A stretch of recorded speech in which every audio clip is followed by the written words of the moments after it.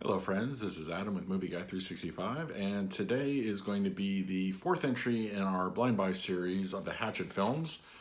The definitely not final film in the series, Victor Crowley.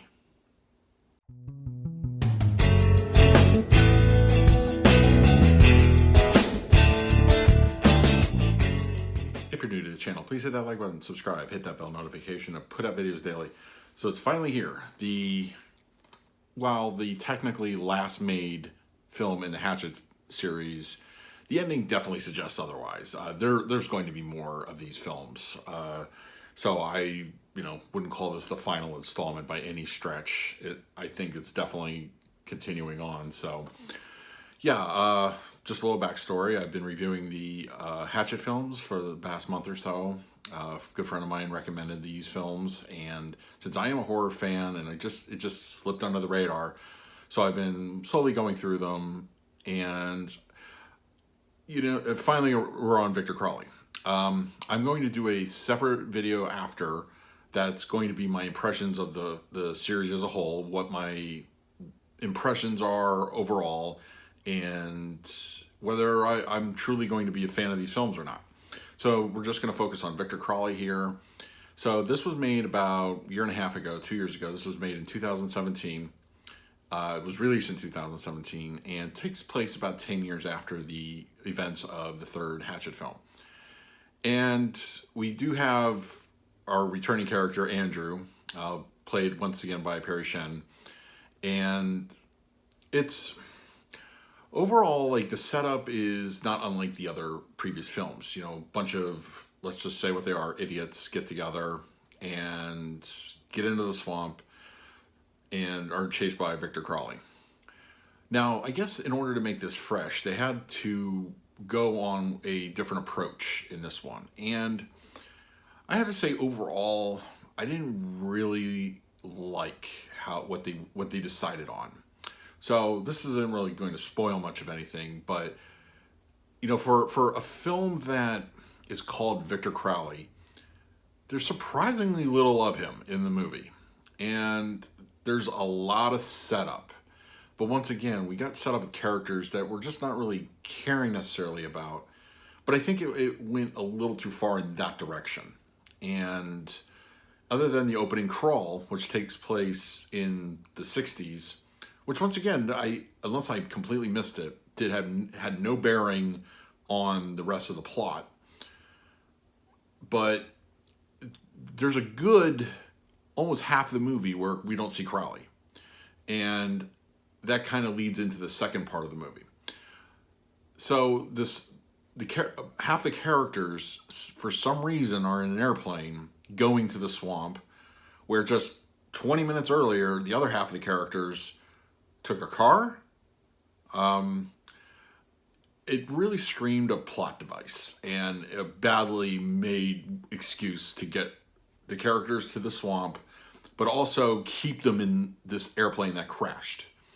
I will say there were some entertaining characters, but unfortunately a lot of those ones got killed off fairly easy or early on. And you spent a good half the movie setting up your plot, and then another almost third after, or a quarter after that, keeping them on a plane. And I don't know, it just wasn't interesting. It almost felt like they only had Kane Hodder for like 3 days, and like they had to build a whole movie around him, but he was just kind of there, but not really. We had some good gore moments, but it really felt to me, for a movie named after the guy, he was barely in it until the last act. And it just, there wasn't a lot there. There wasn't a lot of meat and potatoes to this. We didn't really get one of the good things I like about the Hatchet films, at least the first couple, were it seemed to be really kind of playing homage to horror and as a love letter to horror. And that was probably the one thing that was sorely missing. There was one character in particular who was almost like they were trying him out for some other movie. You know, he has like, he's the comedic relief. I'll just say it. You'll know it when you see him. But it's like they focused a little bit too much on his zaniness. And while I think if they dialed that back, it could have been a little more amusing and charming. It actually came across as just like, okay, you know, what are we doing here?